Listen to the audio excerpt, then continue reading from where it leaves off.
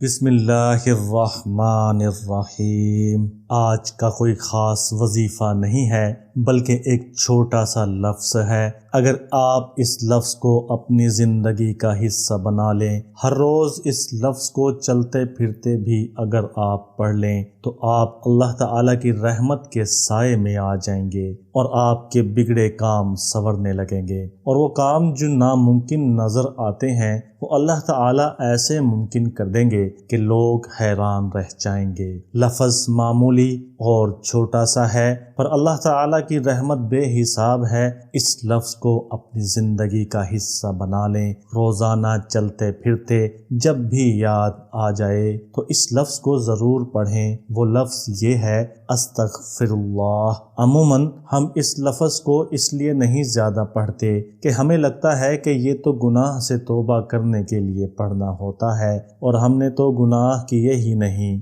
اس لیے ہم اس کو کیوں پڑھیں۔ ایسا نہیں ہے۔ میں آپ کو ایک واقعہ سناتا ہوں جس سے آپ کو اندازہ ہوگا کہ یہ صرف گناہ سے توبہ کے لیے نہیں پڑھا جاتا، اس کو پڑھنے کے اور بھی بہت سے فائدے ہیں۔ ایک دفعہ حضرت حسن بصری رحمۃ اللہ علیہ کے پاس ایک آدمی آیا اور اس نے قحط سالی کی شکایت کی تو آپ نے مندرجہ ذیل آیات تلاوت فرمائی۔ استغفروا ربکم انہ کان غفارا یرسل السماء علیکم مدرارا ویمددکم باموال وبنین ویجعل لکم جنات ویجعل لکم انہارا۔ اور اس سے کہا کہ کثرت سے استغفار پڑھو۔ پھر ایک اور آدمی آتا ہے، وہ شخص اولاد سے محرومی کی شکایت کرتا ہے، آپ اس کو بھی استغفار پڑھنے کو کہتے ہیں۔ پھر اسی طرح ایک اور آدمی آتا ہے جو گھر میں تنگ دستی اور غربت سے پریشان ہوتا ہے، وہ گھر میں برکت اور رزق کی کشادگی کے لیے کوئی وظیفہ دریافت کرتا ہے،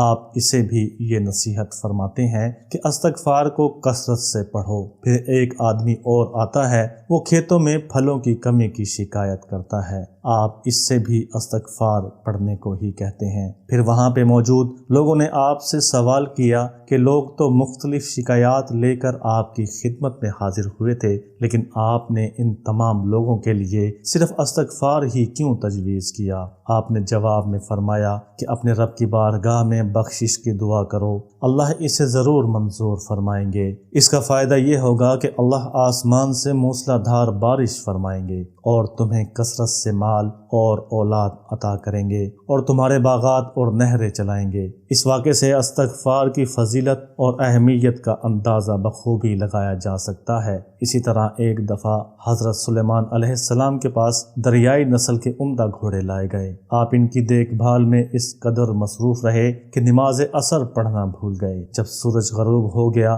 تو نماز یاد آئی، اب کیا تھا، انہوں نے گھوڑوں کو جن کی دیکھ بھال میں نماز عصر یاد نہ رہی، وہ فوت ہو گئی، اپنے ہاتھوں سے ذبح کیا اور اللہ تعالیٰ سے معافی مانگی اور استغفار میں مشغول ہو گئے۔ حضور اکرم صلی اللہ علیہ وسلم کا ارشاد پاک ہے، جو شخص کثرت سے استغفار کرتا ہے اللہ تعالیٰ اسے ہر تنگی سے فراخی نصیب فرمائے گا اور ہر قسم کے رنج و غم سے خلاصی نصیب فرمائے گا اور ایسے ایسے ذریعہ سے رزق عطا فرمائے گا کہ جہاں سے گمان بھی نہ ہوگا۔ حضور اکرم صلی اللہ علیہ وسلم کے ارشاد کے مطابق استغفار کو اپنی زندگی کا حصہ بنا لو۔ آگے بڑھنے سے پہلے آپ سے گزارش ہے کہ آپ نے ابھی تک میرا چینل وظیفہ 1M سبسکرائب نہیں کیا تو اس کو ابھی سبسکرائب کر لیں تاکہ ہماری نئی آنے والی ویڈیوز آپ کو بر وقت مل سکے۔ یہ وظیفہ آپ چلتے پھرتے کسی وقت بھی کر سکتے ہیں۔ اس وظیفہ کے کرنے کی کوئی قید نہیں ہے، آپ اس کو 1 مرتبہ بھی کر سکتے ہیں،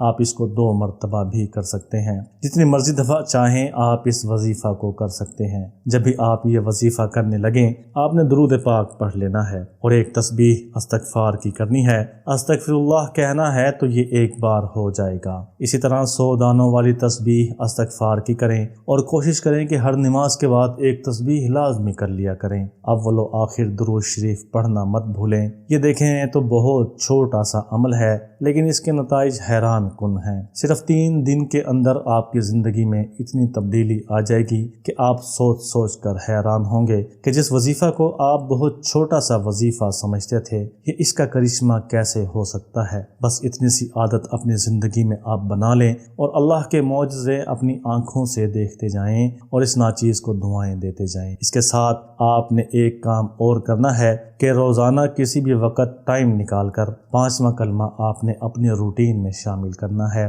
5ویں کلمے کا نام ہی استغفار ہے۔ پہلے دن سے ہی آپ کے اوپر ان کلمات نے مثبت اثرات مرتب کرنے ہیں۔ آپ کے رزق روزی کی اگر بندش ہے تو اس کلمہ کے پڑھنے کی نسبت سے انشاءاللہ وہ فراخی میں تبدیل ہو جائے گی، اور اللہ تعالی آپ کے لیے رزق کا انتظام ایسی جگہ سے کریں گے کہ جہاں سے آپ کو گمان بھی نہیں ہوگا۔ صرف ایک ہفتہ آپ یہ تسبیح کر کے دیکھیں، اور ایک ہفتہ ہی میں آپ نے 5واں کلمہ پڑھنا ہے، مطلب صرف 7 دن آپ یہ عمل کریں اور اس کے کرشمے اپنی آنکھوں سے خود دیکھیں۔ انشاءاللہ جیسے ہی یہ آپ کے 7 دن مکمل ہوں گے، میرا آپ سے دعویٰ ہے کہ آپ اگلے 7 دن کرنے کی نیت خود سے بنا لیں گے۔ اس ناچیز کو اپنے دعاؤں میں یاد رکھنا، اپنا بہت سا خیال رکھنا۔ کمنٹس میں اللہ تعالیٰ کا ایک نام برکت کے طور پر لازمی لکھ دیا کریں۔ 5واں کلمہ یہ ہے: استغفر اللہ ربی من کل ذنب اذنبتہ عمدا او خطأ سرا